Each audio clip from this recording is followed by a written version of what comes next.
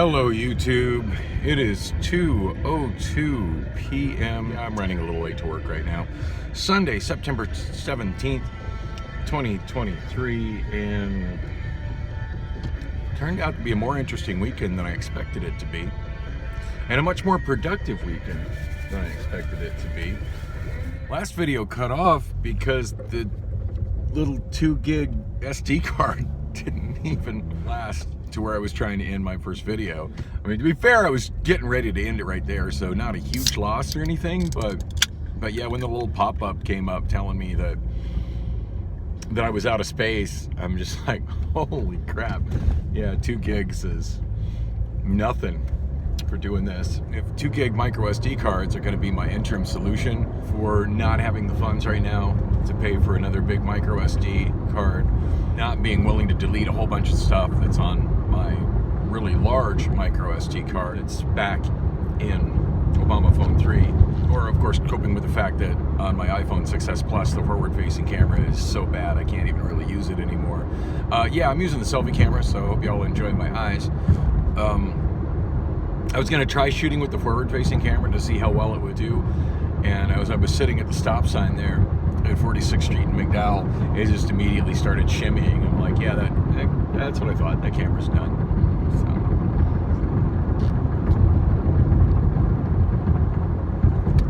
Oh, I need my Mountain Dew in me. I'll wake the hell up. I do like driving to work on Sunday because no traffic. So I can't think of any time I've ever come in on Sunday where I've had traffic. Sometimes it's a crapshoot if I try to come this way with traffic on the 202 headed to, not that y'all can see where I'm driving right now, but I'm on the 202 headed to the mini stack, just went under the sign warning that you're almost to the exit for 32nd Street. And yeah, it's often backed up all the way here. So passing the 32nd Street exit right now. And smooth sailing. As I kind of expected, I never heard back from the Somalian woman that I met yesterday that said she was raised in Egypt. From what I could gather from what little bit she was in my car, she's probably homeless. Not living in encampments homeless, but drifting from dude to dude homeless. Couch surfing with the extra incentive to be taken in that reasonably attractive women possess. A lot more difficult to pull off if you're a dude, just saying. Maybe she found the guy she was looking for with the big moving van. It's possible. But yeah, I've definitely ran into that communication situation before with people that are kind of at rock bottom, where she had a phone, but someone stole her phone, and she just got a government tablet, and she's trying to get some kind of app going on it where she could call, but she can't really figure out how to work the damn thing because they don't work very well. And I'm glad I wrote down my number with a pencil as opposed to just putting it in the app. There's a higher chance she does have it. But I mean, who's to say, you know, she's doing that kind of drifting. That tablet and its box that I wrote my numbers in could have been stolen by now. So, who knows? I'd love to see her again. And I mean, yeah, I do G is like the biggest red flag ever.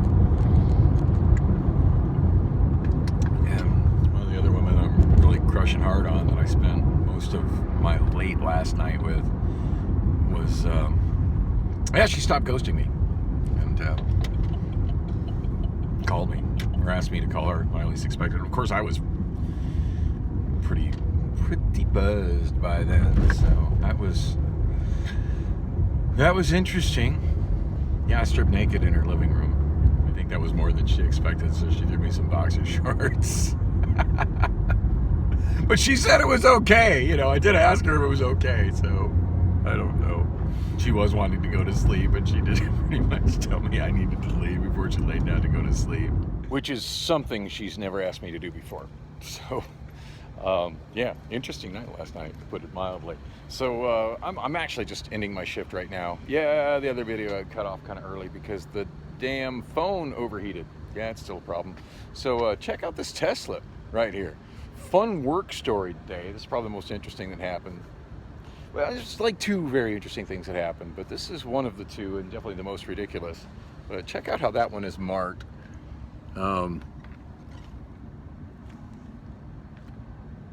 mouse rat inside car.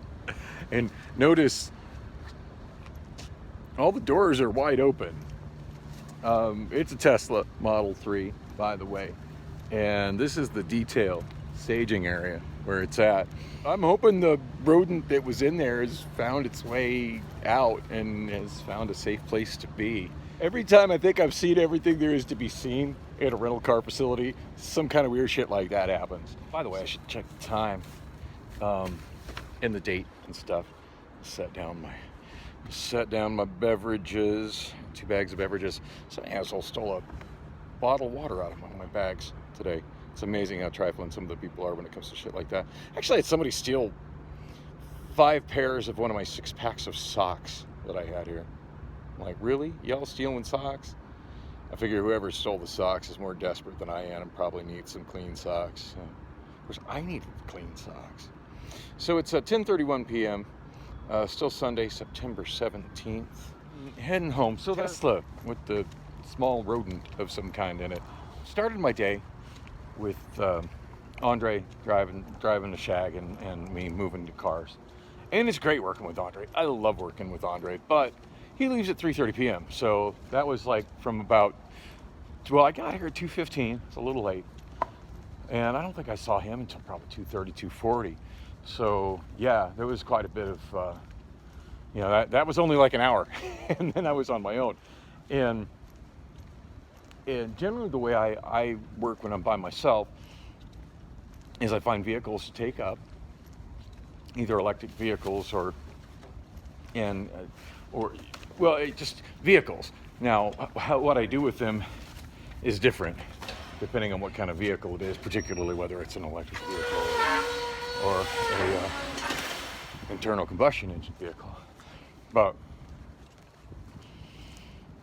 for the most part, you can kind of see it off in the distance and can I really explain what's what.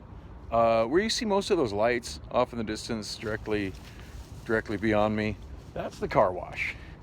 And then the empty space with some parked cars behind me, that's the maintenance lot. When I put a car in the maintenance lot, most of the time I'm having to walk across through the car wash to head to the other side to pick up a car that's ready to go upstairs. Well, I'm walking through and there's 2 of the car washers. I know I've talked to both of them before, but I've never really talked to them before. And they stop me and they're like, hey, do you like mice? Which is a really random question to be asked by somebody in a car wash. I'm like, I'm not particularly bothered by mice. Well, you're not afraid of mice, are you? I'm like, no. Anyway, I'll explain the story once I get back in my car. It's an interesting one.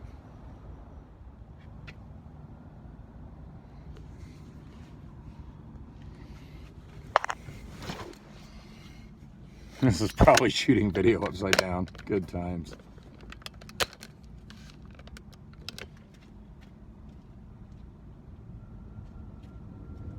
I'm shooting with the selfie camera on the iPhone 6s Plus with it facing, and the screen facing the road. So hopefully this works out okay. I do believe other times I've tried to do this, it's worked out, but I've yet to actually edit any of the videos like that, so I'm not 100% sure. I'm just shy of 7 weeks behind at uploading my vlog right now, and I got a feeling by the time I go to sleep tonight, I'll probably be right at that 7 weeks mark, because I think I'm still working on, like, it's Sunday right now, and I think I'm still working on Monday.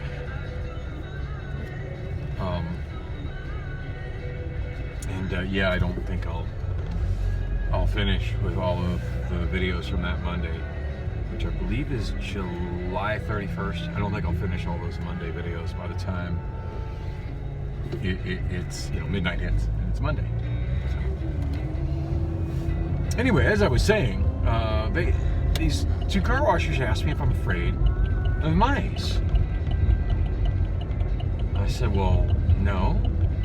Like, well, there's a small mouse underneath one of the seats. Can you reach in there and grab it?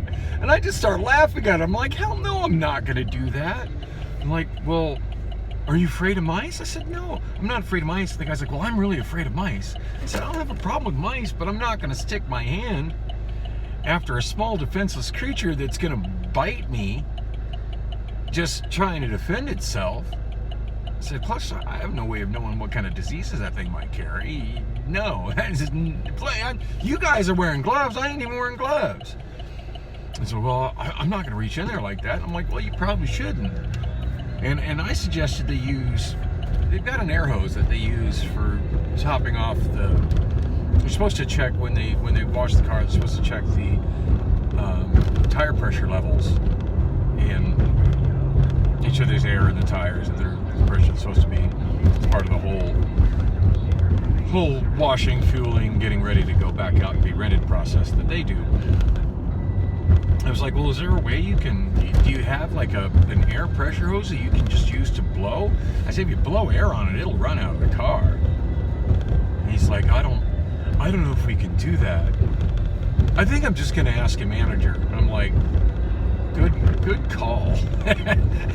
I walk off just laughing because that was just such a ridiculous interaction. Like, really? Do you think I'm stupid enough to reach in there with my bare hands and try to grab a rodent?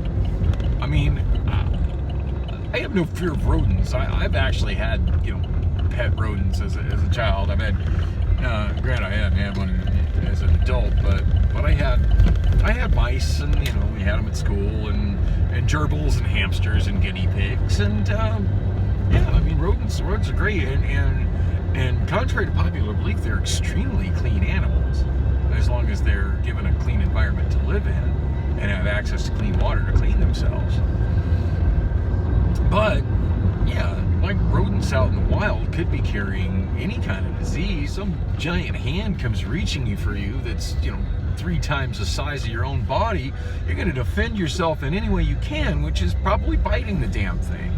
So no, I'm not trying to terrify an innocent creature and get fucking bit. Anyway, I take a car up,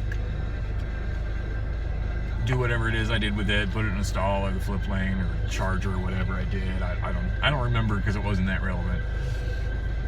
Bring a maintenance car down, put it in line. Well, I'm walking by, the same guy and the same Tesla is there.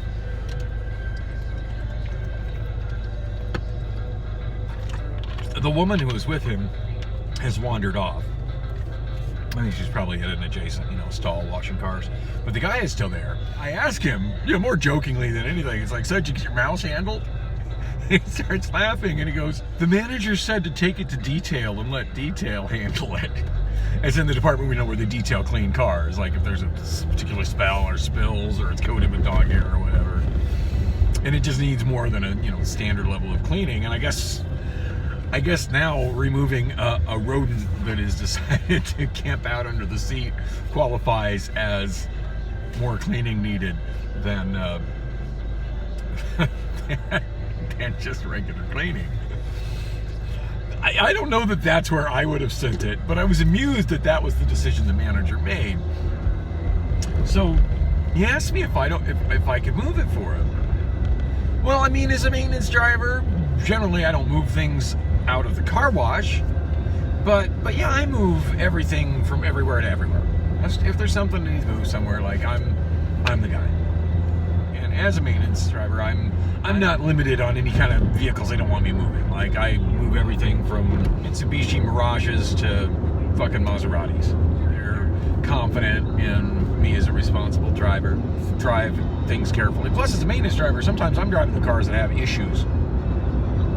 Like transmissions that are slipping, or hey, I drive that every day at the Saturn, or bad tires, or a strong pull from one side to the other. I had for one vehicle I drove today. I figured it was a tire issue. The tires look good, but it was pulling really strong to the right. Now I did have a tire pressure issue, but visually looking at the tire, it had something more than that wrong with it to make it pull that hard to the right. But anyway, back to the mouse. I never did see the mouse, by the way, and I'm a little disappointed about that because I do actually really like small, cute little rodents. So he asked if I can move it. I'm like, yeah, sure, no problem. He's like, well, can you wait a second? I want to write on the window what the issue is, which y'all saw on the video a little bit ago. And I'm laughing because, like, it always surprises me when I see something really different written on a window, because usually it's pretty mundane stuff like tire pressure sensor or oil change or retail or 9-stop or 6-stop or inspect or whatever. But mouse or rat in car, that's a new one. That's a new one on me. So yeah, I drive it over, and I'm not worried about the thing. I mean, I don't worry it's gonna, because the guy seemed really afraid of the fact that there was a mouse in the car. Like, he did not want to drive it himself. He seemed legitimately afraid of that. And let's get real. If there's a mouse under, even if it's right under the driver's seat, it's not coming out from under the seat to bite my ankles. Mice are not aggressive like that. The only way it's gonna bite me is if I'm sticking my big fat fingers in its little face, trying to grab it. That's just self-defense. But yeah, it's not gonna do anything aggressive.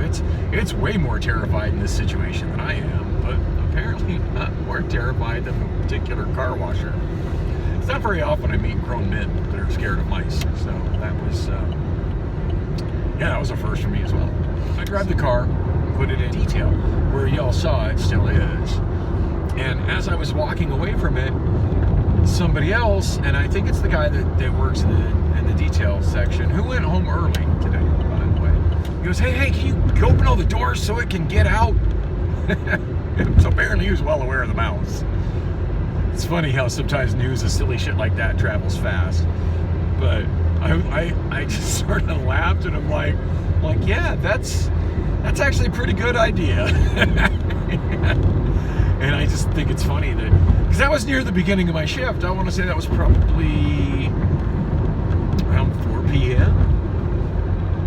Wasn't long after. In fact, no, it was at the very beginning of my shift, probably around 2:30. This was before I found Andre and started rolling with him. Because I remember at one point he dropped me off in front of a car that was marked to go to detail, and then I walked away from it and went to something else that was going to a different department.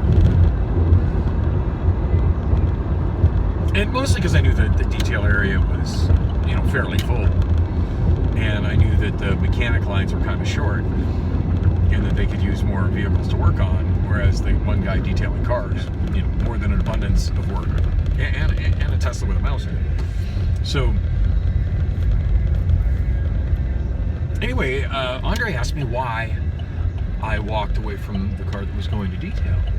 I said, oh, detail's got their hands full right now. They're trying to get a mouse out of a Tesla. He looked at me like, just that look of, what the hell? I'm like, oh yeah, I'll explain it when I get back in the car. So,